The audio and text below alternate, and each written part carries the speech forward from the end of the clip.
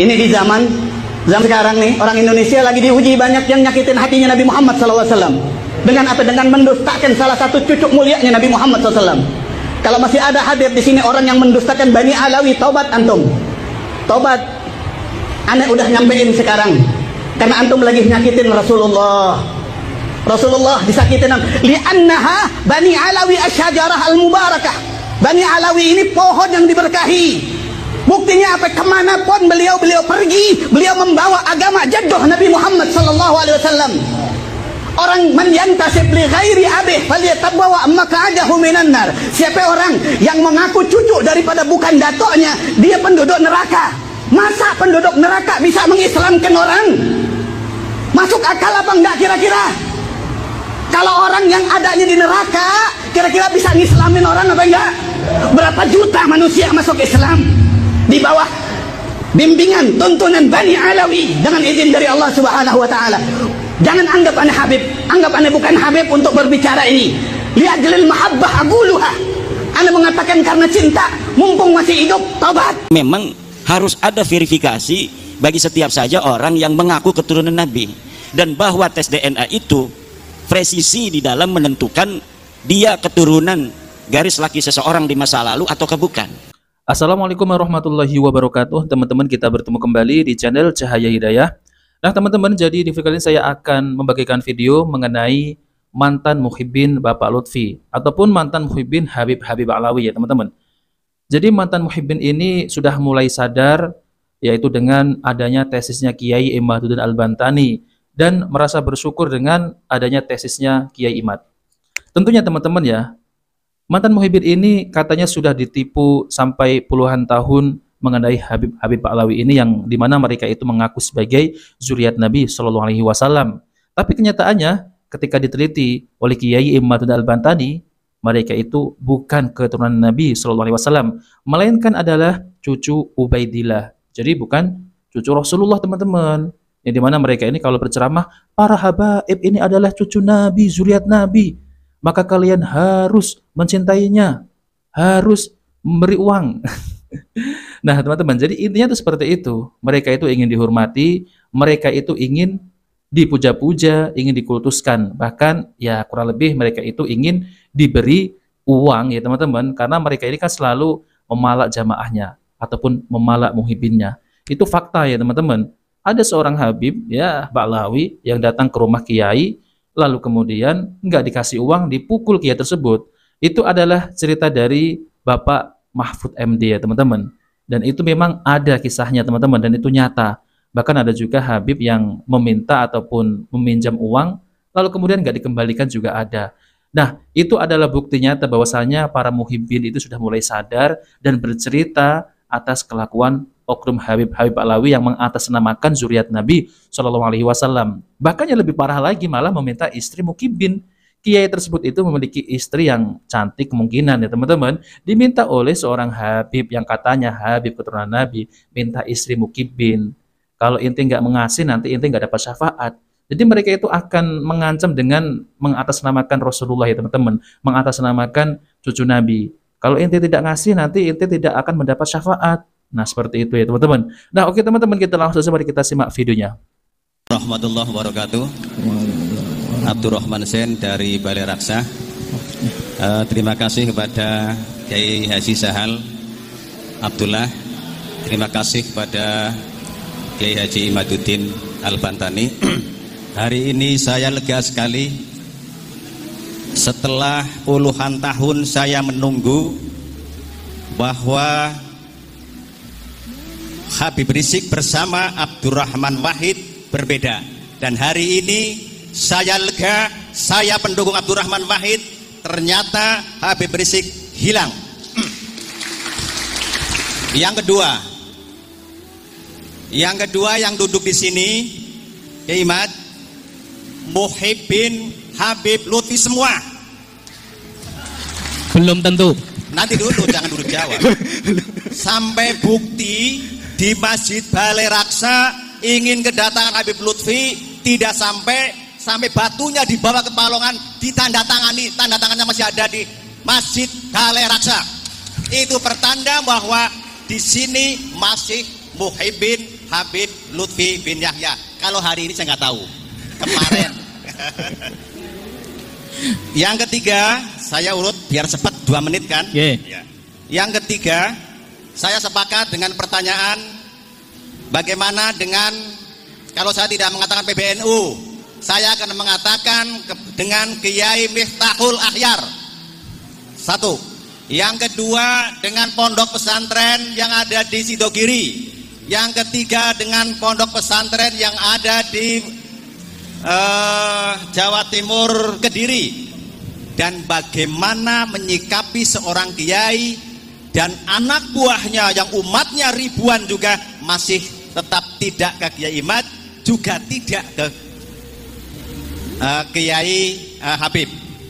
Bahkan Habib itu bernaung di situ, yaitu dan saya salah satunya adalah Muhibbin Mbah Maimun Zubair. Tapi saya sudah menentukan sikap, saya mendukung Kiai Imad. Mbah Maimun Zubair beserta kiai-kiai di bawahnya belum ada yang memberikan sikap tegas. Itu yang di tengah-tengah. Kemudian ada di Kediri, ada yang di Peloso itu, kemudian di Sidogiri. Ya. Bagaimana sikap kita ditambah dengan Kiai Miftahul Akhyar. Ya. Langkah-langkah itu. Kemudian saya sampaikan jazakumullah khairul jaza. Semoga Kiai Haji Sahal Abdullah panjang umur, manfaat sebagai panutan kita. Yang kedua, Kiai Haji Imaduddin Al-Bantani, terus saya dukung perjuangannya sampai kapanpun untuk menegakkan kebenaran. Dan terakhir, kemarin masih diharamkan tentang tes DNA. Hari ini saya terjawab walaupun baru sedikit oleh pembahasan Kiai Sahal Abdullah tadi pada waktu tentang menerangkan salah satu sirnya Allah adalah tes DNA. Saya menyimpulkan seperti itu. Maka saya bangga hari ini ada sedikit terjawab tentang yang mengharamkan tes DNA. Wallahul muwaffiq ila aqwamit thoriq. Assalamualaikum warahmatullahi wabarakatuh. Gus Fahrur itu mengatakan bahwa dia bukan menolak isinya, tapi menolak saya kelihatannya memaksa orang untuk percaya bahwa Ba'lawi itu bukan turunan Nabi. Yang dia inginkan katanya kalau sudah buat tesis membatalkan, ya udah, orang mau percaya mau tidak itu biasa perbedaan pendapat. Nah, itu di situ. Padahal memang saya ketika mengatakan bahwa Ba'lawi ini bukan keturunan Nabi, tidak ada memaksa orang. Misalnya Kiai Wahid, kalau nggak percaya awas, nggak ada itu. Adapun ketika terjadi sebuah dinamika dalam forum diskusi, yaitu adalah penguatan dan pendalaman dari materi yang sedang dibahas. Misal, ketika terjadi, saya mengatakan hakul yakin bahwa para Ba'lawi Habib ini bukan turunan Nabi. Itu adalah dinamika dalam sebuah forum, baik dalam sebuah debat, diskusi maupun dalam ceramah. Untuk apa? Agar orang-orang mengetahui kadar keyakinan kita terhadap apa yang kita teliti. Karena orang, terutama orang awam-awam, itu tidak bisa meneliti seperti para kiai. Kiai kan bisa baca kitab. Ketika saya menyebutkan kitab, dia bisa verifikasi kitabnya. Benar nggak apa yang saya sampaikan? Saya sebutkan ini ke dalam kitab anu, dia bisa pelajari. Oh benar. Dalam kitab anu, oh benar. Oh dalam kitab anu, oh benar. Tapi untuk masyarakat awam yang lain, cukup dengan kata-kata bahwa saya bertanggung jawab dunia dan akhirat, bahwa Ba'lawi ini bukan cucu Nabi. Jadi ada apa namanya itu perbedaan di dalam tekanan dalam bagaimana kita memberikan sebuah keyakinan kepada audien bahwa apa yang kita teliti ini berdasarkan daripada keyakinan secara ilmiah yang saya yakini. Gitu. Bahkan ada yang mengatakan hampir 98% mereka semua mendukung dari bahwa memang harus ada verifikasi bagi setiap saja orang yang mengaku keturunan Nabi, dan bahwa tes DNA itu presisi di dalam menentukan dia keturunan garis laki seseorang di masa lalu atau bukan. Nah, teman-teman yang dimuliakan oleh Allah Subhanahu wa taala, jadi itulah ya penjelasan dari Kiai Imaduddin Al-Bantani mengenai nasab Habib Alawi. Dan bahkan yang teman-teman, banyak muhibbin ini curhat, ada yang muhibbin ini tidak percaya lagi dengan Habib Alawi dan memilih percaya dengan tesisnya Kiai Imaduddin Al-Bantani. Jadi memang apa yang disampaikan oleh muhibbin ya itu benar sekali. Mengenai Habib Alawi ini, teman-teman, seperti Bapak Lutfi ini, ya seperti itu, teman-teman. Tidak bisa membuktikan bahwasanya mereka itu adalah keturunan Nabi SAW. Lagi pula ya, teman-teman, kok ada ya seorang Habib yang mengaku cucu Nabi, lalu kemudian dawir, memalak, meminta secara paksa, datang kepada kiai meminta kambing, datang kepada kiai meminta istri. Kok ada, teman-teman ya? Kalau ada orang yang masih mempercayai bahwa itu adalah zuriat Nabi, ini akalnya harus diobati ya, teman-teman.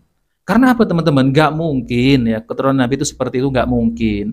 Kita itu sangat mencintai Rasulullah SAW, gak mungkin cucunya itu seperti itu ya, teman-teman. Bahkan ya, kalau di Madinah sana, orang yang keturunan Nabi yang benar-benar asli, mereka itu malah menyembunyikan yaitu keturunan Rasulullah SAW. Maksudnya mereka itu tidak pamer. Misal seperti kalau berceramah nih, Habib nih, wahai kaum muslimin, jangan macam-macam dengan habaib, mereka itu cucu Nabi. Kan seperti itu ya, teman-teman. Kalau berceramah kan ada yang semacam itu. Ada juga yang berceramah ya, ketika berceramah, di dalam tubuh kami ini ada darah suci yang mengalir, darah Rasulullah, darah kakek-kakek kami. Ini ceramah apa, teman-teman ya? Kakek-kakek kami ini adalah pejuang, mereka dibantai oleh ini gitu, teman-teman. Itu ada Bahar bin Smith. Rasulullah itu kakek ente apa kakek aneh, ya Allah. Saya yakin 100% yang ngomong seperti itu bukan cucu Nabi ya, teman-teman. Cucu Ubaid, bukan cucu Rasulullah. Gak ada ya, teman-teman ya. Jadi kalau mereka itu benar-benar keturunan Nabi SAW, mereka nggak akan seperti itu. Apalagi akhlaknya, apalagi ketika ceramah, mereka itu sering yaitu mencaci maki, kata-katanya itu sering merendahkan, kata-katanya sering memaki-maki kan, teman-teman. Jadi nggak ada mirip-miripnya gitu ya dengan Rasulullah SAW. Apalagi ini yang nasabnya ini ya terputus, ngaku-ngaku cucu Nabi, udahlah ya, jangan bikin lawak lagi ya mengaku-ngaku cucu Nabi. Tapi malah tidak bersambung kepada Rasulullah SAW. Nah, teman-teman, jadi itu saja yang sampaikan ya, teman-teman. Jika video bermanfaat, jangan lupa like dan subscribe di channel Cahaya Hidayah. Wassalamualaikum warahmatullahi wabarakatuh.